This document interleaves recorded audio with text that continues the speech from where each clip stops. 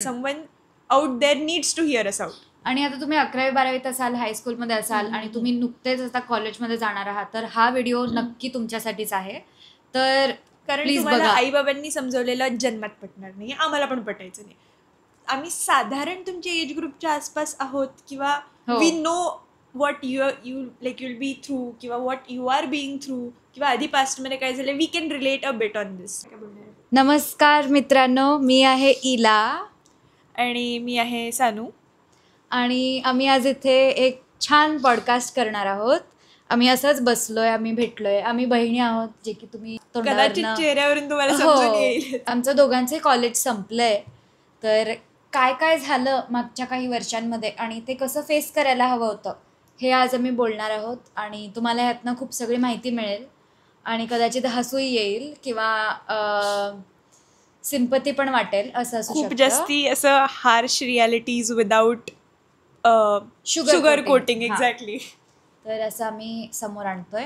आणि एक सेकंड अजून एक वॉर्निंग आहे, मतलब स्टॅच्युटरी वॉर्निंग टाइप्स, की all the incidents, characters, people in the following stories are real and they do have relevance, but yes, if at all you are one of them, you know you are one of them, so don't be like bothered by it. Okay, तर सगळ्यात पहिला मोठा takeaway होता की college हे खूप dynamic गोष्ट आणि ती सतत बदलत राहते. तुझं 5 वर्ष होतं, पूर्ण 5 वर्षाचा कोर्स होता आणि ती 5 वर्ष तुझी कशी कशी गेली असे हे सांगा मला, साधारण वरून बरं का. नाही आता ठीक आहे, आता कशी गेली ह्यातच मी हसली आहे, कारण ती गेल्यानंतर माझ्या डोक्यावरचे केस पण कमी झालेले दिसत आहेत, जे की ते पण गेलेत. तेवढ्या लाईफमध्ये वर खाली झालं आहे. स्टार्टिंगचे काही इयर्स म्हणजे first 2 years were like the best years of my college. 3rd year was somewhat good. 3rd इयर्सपासून प्रॉब्लेम्स सुरू झाले. 4th year was pathetic. ते मला आत्ता समजते पथेटिक, त्यावेळेला I was into it. ठीक आहे, कसं मी हँडल करतो ते डोंट नो. मला जे आठवते तू नॉर्मलच होतीस तुझ्या 4th इयरमध्ये. हां, आणि 5th year specially last semester आणि त्याचे पण काही शेवटचे दिवस ते असे गेलेत आयुष्यपत. म्हणजे मी आयुष्यभराचे लेसन्स मला मिळाले, जे की मी कुठलेही पुस्तक वाचून किंवा कुठल्याही माणसाशी बोलून मला समजलं नसतं. पण मग सिन्स मी समजली आहे तर I would want to share it with people की हां बाबा, तुम्ही त्याच्यातून जाऊन तुम्ही समजून घेऊ नका. कारण मला 3 महिने इन्सोमनिया होता. माझ्या डोक्यावरचे केस दिसते तुम्हाला किती उरलेत, काय उरलेत. आणि माझं प्रत्येक semester feels like it was म्हणजे तर एक त्यातलं अख्खं लाईफ सायकल होऊन गेलं आहे ते. माझी रूममेट होती, ती इतकी घोरायची. ॲक्च्युली तिला स्लीप ॲपनिया होता आणि तिने मला ते कधीच कळवलं नाही. आम्ही थोड्या लांबच्या मैत्रिणी होतो आणि आम्ही ठरवलं की ठीक आहे, 2nd इयरमध्ये होऊन जाऊ रूममेट्स. आणि त्यानंतर ती जे घोरायला लागली, मला एकही तास मुश्किलीने झोप मिळत नव्हती. त्यानंतर माझी एक दुसरी मैत्रीण आहे, तिच्या रूममध्ये थोडी जास्ती स्पेस होती आणि ती सिंगल रूममध्ये राहत होती. तर एक्झाम्सच्या आधी मी तिच्या रूममध्ये तिच्या फ्लोअरवर जाऊन गादी टाकून झोपायचे, कारण म्हणजे मला अभ्यास करता येईल आणि नीट झोपता येईल आणि दुसऱ्या दिवशी परीक्षा देता येईल. इतकी जास्त ती घोरायची. त्यामुळे असे प्रत्येक सेमेस्टरला, प्रत्येक ठिकाणी, प्रत्येक वेळेस मी रूम्स बदलल्या आहेत.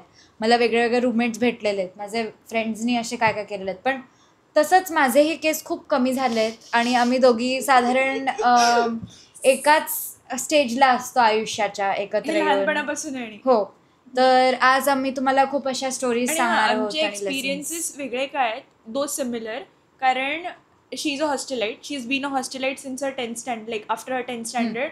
आणि ते पण इंडियामध्ये नाही, US मध्ये. आणि मी हार्डकोअर इंडियन सराउंडिंगमध्ये 5 वर्ष I was into college and that was, माझं घर पुण्यातच आहे, माझं कॉलेज पण पुण्यातच आहे. सो इट वॉज लाईक की मी घरी राहून सगळं टॉलरेट केलं, तर मग माझे एक्सपिरियन्सेस स्लाइटली सॉफ्टर असतील, तिचे अजून हार्श बसलेत. सगळ्यात पहिला विषय जो आम्ही घेणार आहोत तो आहे की कॉलेजला जॉईन झाल्यावरची सुरुवात. तर सगळ्यात पहिले माझी एक टिप आहे की मोठे ग्रुप्स तुम्ही लगेचच जॉईन करून त्यालाच आपलं आयुष्य मानू नका. आणि ना, जरी जॉईन केले तरीच मतलब फेअर इनफ. प्रत्येकाला आता ज्यांचं 11th 12th असतं किंवा काय असतं त्यांना वाटू शकतात. आमचा एक लहान भाऊ पण आहे, त्याचं पण असंच सीन आहे की he has joined a very huge group. पूर्ण कोविडमध्ये गेलेलं आहे. हां, नाही माझं कोविड नाही, माझं 12th संपल्यावर कोविड सुरू झालं. बट मी 11th 12th कॉलेजला कधी गेलेच नाही, कारण नव्हतं जायचं मला. सो येस, मग तुम्ही जॉईन करा, त्याचा पण विषय नाही आहे. पण पहिल्याच दिवशी किंवा पहिल्याच आठवड्यात, पहिल्याच महिन्यात हे ठरवणं की अरे बापरे, हे माझ्या आयुष्यभर मित्रमैत्रिणी राहणार आहेत आणि त्या आविर्भावात इतर ठिकाणी वावरणं आणि तो एक असं म्हणतो ना, एक असं भोळा आपण मनात हे बनवून घेतो, विश्व तयार करतो की ह्यांच्यासोबत माझं शेवट आहे बिवट आहे. असलं काहीही नसतं. हे धादांत खोटं आहे. आणि हां, मी असं तुम्हाला निगेटिव्ह नाही सांगत आहे की आयुष्य असं आहे तसं आहे. तुम्ही अनुभवा, तुम्हाला समजेल. पण आम्ही जस्ट तुम्हाला वॉर्न करायचं काम करतोय की अति वाहवत जाऊ नका. कारण आम्हाला अजूनपर्यंत सगळे म्हणतात की सगळ्यांना जरा 2 हात लांबच ठेवा, ह्यातच शहाणपणा आहे. तर ही डेफिनेटली एक ॲडवाईस आहे. कॉलेजमध्ये जरी तुम्ही गेलात आणि जरी तुम्हाला खूप सगळे मित्रमैत्रिणी सापडले तरी जरा 2 हात लांब राहा. मी तर म्हणेन कॉलेजच्या फर्स्ट सेमेस्टरपर्यंत तरी कोणालाच डेट करू नका, कारण सगळे हाच मूर्खपणा करतात, सगळे ह्यातच फसतात. म्हणजे माझे काही फ्रेंड्स आहेत, ते ओरिएंटेशन सुरू झालं त्या वीकपासनं गर्लफ्रेंड बॉयफ्रेंड त्यांनी शोधले होते. 2 महिन्यात तुटले आणि ते इतका ट्रॉमा देऊन गेले त्यांना की त्यांना काही ते पुढे काही करता झालं नाही आणि खूप त्यांना त्रास झाला. तर असं काही करू नका. मी काय सजेस्ट करेन माहिती आहे, एक वेळ तुम्ही डेट करा, ते मी समजू शकते. बिकॉज ते त्या टाईपचे जे बॉन्ड्स असतात ना, ते बनलेलेच असतात टेम्पररी राहायला. आता खूप कमी लोक असतात जे ॲक्च्युली खूप सिरियसली पुढे जातात किंवा सिरियसली गोष्टी करतात. बट त्याच्यापेक्षा डीप जर काही जात असेल तर ते असतात फ्रेंडशिप्स. तर मग मी म्हणेन त्या थोडंसं डोकं लावून करा. आणि आय नो ती करण्यासारखी गोष्ट नाही, ती होऊन जाते. पण त्यात सुरुवातीला किती इन्वॉल्व्ह व्हायचं आहे, कारण तेवढा खोल तो खड्डा जाणाऱ्या जर गोष्टी वाईट गेल्या तर मग मी सजेस्ट करेल की ते जरा डोकं लावून करा. मित्रमैत्रिणी जेव्हा तुम्ही मिळवाल कॉलेजमध्ये, तर असे लोक बघा ज्यांच्यासारखं तुम्हाला व्हायचं आहे. आता मी स्मोकिंग कधीच करत नाही आणि मला करायची नाही आहे, हे मी ठरवलेलं आहे आधीपासून. तर मग मी जास्त स्मोकर्समध्ये जर राहायला लागले तर 4 स्मोकर्स नंतर 5वी मी स्मोकरच होईल, कारण मैत्रिणींचा तेवढा आपल्यावर प्रभाव असतो असं मला तरी वाटतं. त्यामुळे जर तुम्हाला काही अशा गोष्टी आहेत, तुम्ही एका पेपरवर लिहून घ्या की मला हे करायचं आहे, ते नाही करायचं आहे. तर तुम्ही जसं करायचं आहे तशा टाईपचे मित्रमैत्रिणी शोधा, असं मी तरी म्हणेन. आता ह्याच्यावरती ना माझं टेक थोडंसं वेगळं आहे. आता तिचं हे ओपिनियन आहे बिकॉज ती बाहेर राहिली आहे, तर मग तिचं ओपिनियन वेगळं आहे. आणि माझं ओपिनियन असं आहे ना की मैत्री एकतर विचार करून होत नाही, ती होऊन जाते. तुम्ही कुणासोबत वाईब करायला सांगू शकत नाही. म्हणजे मी ॲब्सोल्युटली नॉन ड्रिंकर आहे, उद्या कदाचित माझं एखाद्या बेवड्यासोबत जमू शकतं. यू नेवर नो, की एखाद्या बेवडीसोबत जमू शकतं. So that is totally like not in my control. But माझ्या कंट्रोलमध्ये काय आहे, माझ्या बाउंड्रीज मेंटेन करणं फर्स्टली, आणि सेकंडली मी किती अटॅच होती हे माझ्या हातात आहे. आता हे थोडंसं इथे प्रॅक्टिकल व्हावं लागेल, बिकॉज जितकं तुम्ही डिटॅचमेंट फॉलो कराल की, आणि ते इम्पॉर्टंट आहे, ते नाही करून अगेन आय एम सेईंग मी भोगून झालेलं आहे. आणि म्हणून मी इतकंच सांगेन की मैत्री विचार करून होणार नाही तुमच्याकडून, कारण आपण ह्युमन्स आहोत. म्हणजे एखादी गोष्ट करायची नाही म्हणली की सगळ्यात पहिले आपण त्या खड्ड्यात जाणार आहे. पण ह्याच्यामध्ये किती पडायचं आहे, का डोकवून बघायचं आहे, का एक पाय आतमध्ये टाकायचं, का एक हात आतमध्ये टाकायचं, हे आपल्यावरती. प्रत्येक व्यक्ती ज्याच्याशी आपण इंटरॅक्ट करतो तो आपला मित्रच असतो असं नाही आहे. हां, हे इम्पॉर्टंट. तर हां, ते इम्पॉर्टंट आहे. कारण मी जे म्हणते, आता समजा मी स्मोक करत नाही आणि माझे काही आहेत अक्वेंटन्सेस जे स्मोकर्स आहेत, असू शकतं. म्हणजे असं नाही की मी त्यांच्याशी कधी बोलणारच नाही, पण त्यांना क्लोज करून घेण्याची गरज नाही, किंवा मग असं तसं टाईपचं म्हणते. म्हणजे माझं आणि स्मोकिंगचा काही 36चा आकडा नाही आहे. तुम्हाला करायची तुम्ही करा, तुमच्या रिस्कवर आहे. माझ्यासमोर करू नका, मला आवडत नाही. पण मला म्हणायचं असं आहे की तुम्हाला जशा हॅबिट्स बिल्डअप करायच्या तसे तुम्ही मित्र शोधा. असं नाही की तुम्ही एखाद्या अशा बेवड्याशीच जाऊन मैत्री केली आणि त्याच्यासोबत तुम्ही रूममेट झालात आणि मग त्यानंतर तुम्ही म्हणलात की मला हे आवडत नाही, तू दारू पिणं सोड. असं होऊ शकत नाही. लोकांना बदलायला जाऊ नका. नाही, स्वतःला बदला आणि स्वतःला कुठं न्यायचंय त्याचा फक्त विचार करा तुम्ही. बाकीचे जसे आहेत तसे त्यांना पडू द्या, मरू द्या, काय करायचं ते करू द्या. कारण एकमेकाचं कोणीही ऐकत नसतं. समोरच्याला सुधारवायचा ठेका आपण नाही घेतलाय. सगळ्यात पहिले हे समजलं पाहिजे. आपण तिथे चाललोय आपलं शिक्षण घ्यायला. आम्ही दोघी कायम फसतो. तर हे आम्ही शिकतोय. अख्ख्या जगाचा ठेका फक्त आम्ही घेतलेला असतो. आणि म्हणून हे आम्ही आत्ता रात्री 1:30-2 वाजता बसून करण्याचं लॉजिक पण हेच आहे की आम्हाला असं, आम्ही आज दिवसभर याच्यावरती विचार केला की यार आपण कुठे चुकतोय, आपण कुठे चुकलो. आपण जो दुसरा मुद्दा इथे आणणार आहोत तो आहे की कोणाला किती सांगणे, हा जो प्रश्न आपल्या सगळ्यांना येतो, त्याच्यावर आपण आज आता चर्चा करतोय. तर तुला काय वाटतं सानू, कोणाला किती सांगितलं पाहिजे आपल्याबद्दल? हे बघ, आत्ता मी ज्या फेज ऑफ लाईफमध्ये मी ते हेच सांगेल, कुणाला काहीच सांगू नका. बट आय नो हे पॉसिबल नाही आहे. बिकॉज अगेन तुमची मे बी लाईफची सुरुवात असेल, काय असेल, किंवा तुम्हाला अजून तेवढं एक्सपिरियन्सेस आले नसतील लोकांबद्दल, तर तुम्ही सांगाल. नाही, पण अगं मैत्री करायला थोडंफार तर सांगावंच लागतं ना. आपण अनोळखी course. माणसाशी मैत्री करत नाही. कसं आहे ना, कुठे थांबायचं हे समजलं पाहिजे. But at the end of the day कसं आहे ना, मी हेच सांगेन की आपल्या आसपास जेवढे लोक असतात त्यातला प्रत्येक जण हा तुमचा हितचिंतक नसणार आहे, जरी दाखवत असतील तरी. बिकॉज आता कसं आहे ना, मी अशी इनहेरंटली पर्सन आहे की बडबड करताना कुठे थांबायचं समजत नाही, आणि म्हणून मी खूप लोकांना खूप गोष्टी सांगून जाते आणि नंतर मी विसरते पण की मी काय सांगितलं. This is the worst part of it. आणि मी आता माझी प्रॉब्लेम शेअर करायला ना, कुणीही दिसलं मी सांगून टाकते, किंवा माझे चाइल्डहूड ट्रॉमास पण बोलून टाकते. म्हणजे फिल्टर नसतं मला कधी. पण मग नंतर लोक ते माझ्याच अगेन्स्ट वापरतात आणि मला त्याच्यावरून माझे एक परसेप्शन बनवतात आणि मला जज करायला लागतात. आता जसं की आय ओपनली अग्री, मी प्रॉब्लेम्ससाठी मॅग्नेट आहे. येतात माझ्याकडे, मी प्रॉब्लेम्सकडे जात नाही, प्रॉब्लेम्स माझ्याकडे येतात. This is been my story. पण मग हे मी काही लोकांना सांगितलं होतं with respect to some different things, आणि त्याच्यानंतर माझं एक परसेप्शन बनवलं गेलं होतं.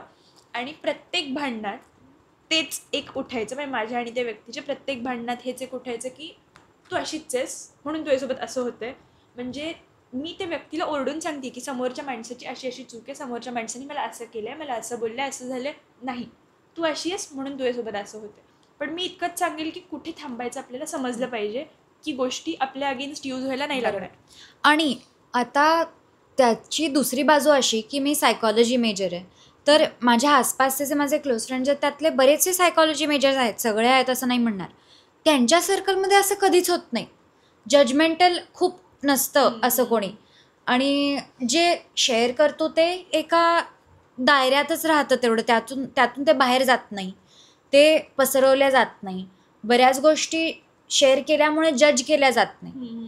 तर जर तुम्ही सायकॉलॉजीच्या एखाद्या सर्कलमध्ये आहात तर कदाचित तुम्हाला तसं जज केल्या जाणार नाही, पण तसं नसेल तर कदाचित तुम्हाला खूप जज केल्या जाईल. त्यामुळे हे माहिती असणं गरजेचं आहे माझ्यासाठी की समोरची व्यक्ती कोण आहे, ती मला जज करू शकते का नाही करू शकत, तिच्याबद्दल आपल्याला किती माहिती आहे, ती कशा इंटेन्शन्स ठेवू शकते वगैरे वगैरे. हे थोडं कठीणच आहे माहिती पडायला, आणि ऑनेस्टली मला असं प्रत्येक वेळेस कळत नाही की कोणाला किती सांगायला पाहिजे आणि कुठे किती लिमिट असते.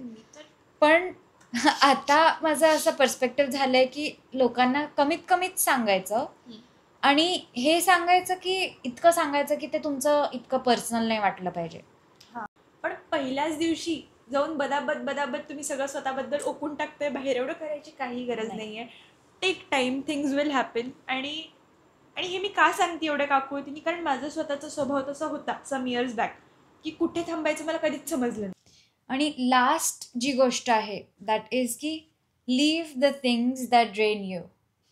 हे खूप इम्पॉर्टंट आहे, कारण बऱ्याचदा आपल्याला कळत नाही टायटॅनिक कधी बुडतंय तेव्हा आपण कुठली वेळ काढून निघायला पाहिजे त्यातून, हे आपल्याला कळत नाही. आपण असं म्हणतो की नाही, शेवटपर्यंत मी सोडणार नाही कारण माझी तशी प्रवृत्ती नाही आहे वगैरे वगैरे वगैरे, आणि आपण आपला इगो मोठा म्हणून तिथेच अडकलेलं राहतो.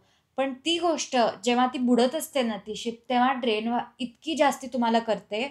माझ्या एक्सपिरियन्समध्ये मी एक क्लब लीड करत होते, जे ॲक्च्युली खूप घाणेरडा फेल होत होतं, कारण मला सोडून बाकीचे सगळे जे बोर्ड मेंबर्स त्यात इन्व्हॉल्ड होते सगळेच ते बुडवायलाच बसले होते, कोणालाच नको होतं ते क्लब. आणि मला असं वाटत होतं की मी एकटीच चालवते वगैरे वगैरे, आणि इट नीडेड टू डाय. तर अशा वेळेस तुमची मेंटल हेल्थ बघता सोडणाऱ्या गोष्टी सोडून द्या, असं म्हणेन मी. आता मी ह्याच्यामध्ये काय म्हणेन ना, जे मला माझ्या यंग इयर्समध्ये समजलं नाही ते म्हणजे असं की being self-centered and being selfish are two different things, and there is a thin line difference in it. I would say self centred आणि सेल्फिश एका ठिकाणी असतं, बट सेल्फ प्रोटेक्टिव्ह जे राहणं असतं ना, सो दॅट इज ते वेगळं आहे. नाही, बट त्या ॲम्बिटमध्ये ना सेल्फ सेंटर्ड असणं in a positive way comes under that. आणि मग मी ते म्हणेन बिकॉज सेल्फिश असणं कॉनोटेशन दिलं गेलंय, पण ते तसं नाहीये, not in all census. Because हे बघा, आता कसं आहे ना, सेल्फिश असणं इज अ निगेटिव्ह टर्म. तुम्ही समोरच्याला वापरताय what ever XYZ things. But being self centred तुम्हाला समजलं पाहिजे की आपण कुठे स्वतःसाठी स्टँडअप केलं पाहिजे, किंवा कुठे आपण स्वतःसाठी विचार केला पाहिजे, कुठे समोरच्यासाठी करणं बंद करायला पाहिजे, हे सगळ्या गोष्टी समजल्या पाहिजे. आणि this is not leading yourself with an ego. हा it's not being egoistic. There is a difference. There is a कारण difference.